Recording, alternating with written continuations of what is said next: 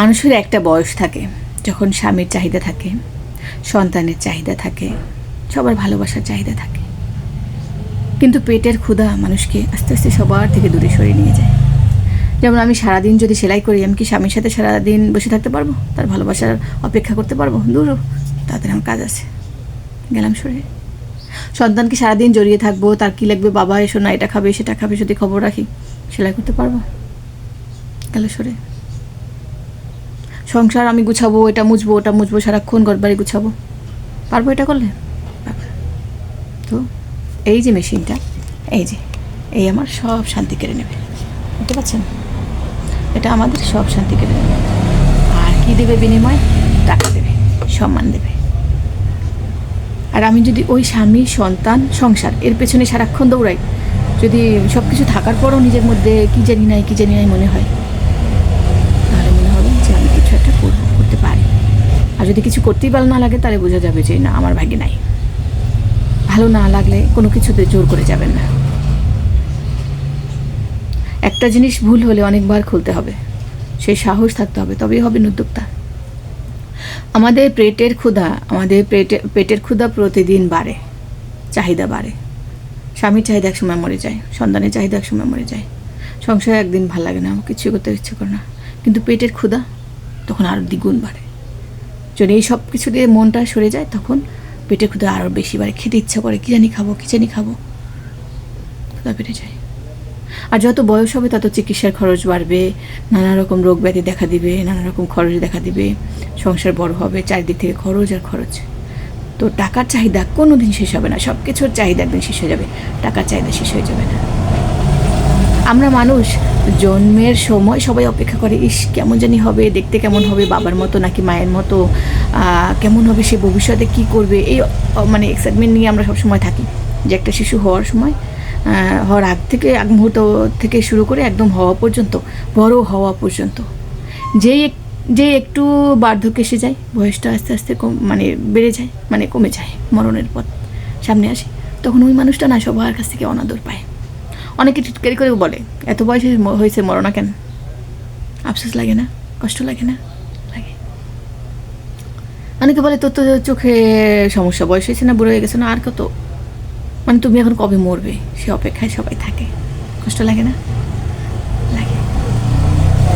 তো আমরা যতই বড় হচ্ছি, বৃদ্ধ হচ্ছি, আমাদের স্মরণ শক্তি কমে যাচ্ছে, শারীরিক শক্তি কমে যাচ্ছে, অনেক কিছু থেকে আমরা বঞ্চিত হয়ে যাচ্ছি। সবার ভালোবাসা, ওই যে আমার প্রতি আর করার সম্মান নাই, স্বপ্ন নাই, কারণ আমি তো বুড়ো হয়ে যাচ্ছি। আমি না পারি ভালো চোখে দেখতে, না পারি ভালো কাজ করতে, না পারি কিছু বুঝিয়ে বলতে। আমার বুড়ো হলে মুখের কথাটাও সুন্দর লাগে না, অসুন্দর হয়ে যায়, চেহারা নষ্ট হয়ে যায়, সব দিক থেকে আপনি একদম বলে না ওই ডেড ফেল মানুষ হয়ে যান, মেয়াদোত্তীর্ণ, আপনার কোনো দামই নাই।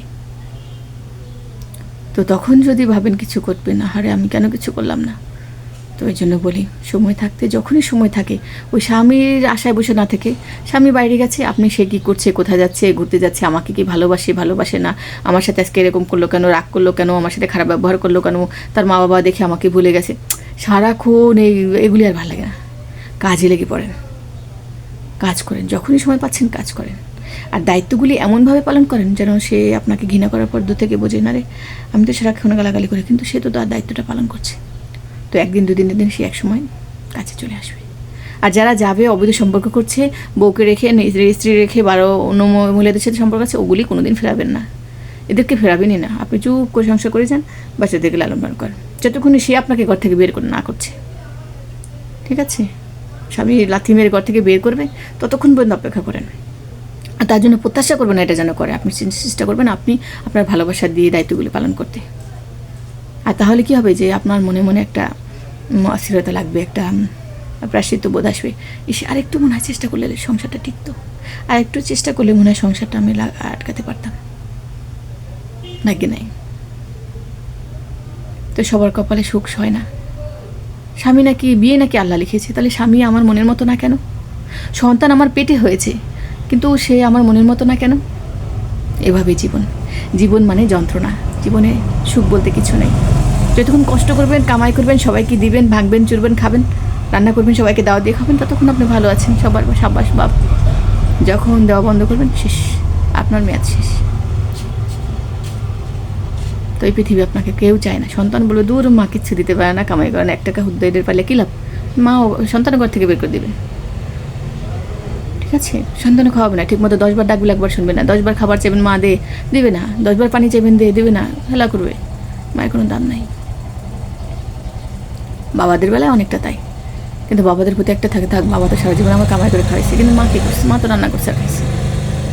সেই জন্য সবাইকে বলি, মা হওয়ার আগে অনেক ভাবেন, আপনার কন্যা সন্তানকে অনেক ভাবান যে মা জীবনটা কিন্তু অনেক কষ্টের। আর এখন যতটুকু বয়স আছে কাজে লেগে যান। আমি যদি সারাক্ষণ ডাটপাট করে চলি, মেকআপ করি, পার্লারে যাই, সুন্দর করে সাজি থাকি, ভালো কাপড় চোপড় পরি, বারবার দেখা যায় সব কিছু টাইম টু টাইম করি, আমি একটু সময় পাবো না। আমি গোসলে গাফিলতি করছি, ঠিকমতো করছি না। আমি রান্নায় গাফিলতি করছি, 1 পাতিল করে ভালো রান্না করে দিয়ে আসছি, বাবা তোরা সারাক্ষণ খা।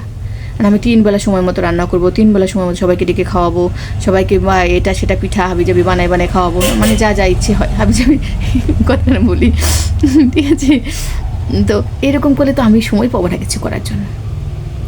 তো যারা ব্যবসা করবেন, ভাবেন কিছু করবেন, এগুলিতে অনেকটা ছাড় দিতে হবে। ঘর এলোমেলো থাকবে, অনেক সময় মোছাও হবে না, থাক ঠিক আছে কালকে মুছি, আজকে আমার এই কাজ, ঠিক আছে। তো একজন নারী যদি সম্পূর্ণ ঘরটাকে দেখাশোনার জন্য, পরিষ্কার পরিচ্ছন্ন রাখার জন্য, 3 বেলা সবাইকে রান্না করে ভ্যারাইটি 4-5 পদের করে তরকারি রান্না করে খাওয়ার জন্য যদি সময় দেয়, তাহলে তার কাজের মানুষ লাগে 2 জন। সে নিজে কাজ করবে কোত্থেকে, পারবে না। এখান থেকে সরে আসতে হবে। আমি সকালে রান্না করছি, সকালে রান্না বাচ্চারা খাচ্ছি, দুপুরেও খাবে, আমি বিকালে গিয়ে রাত্রে বেলায় পারলে কিছু রান্না করবো, নাহলে 3 বেলা এটাই খাবে।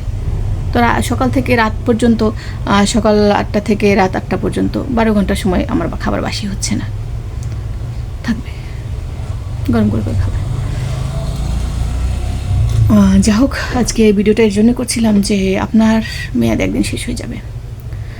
আপনার সব কিছু চাহিদা শেষ হয়ে গেলেও টাকার চাহিদা কখনো শেষ হবে না। তো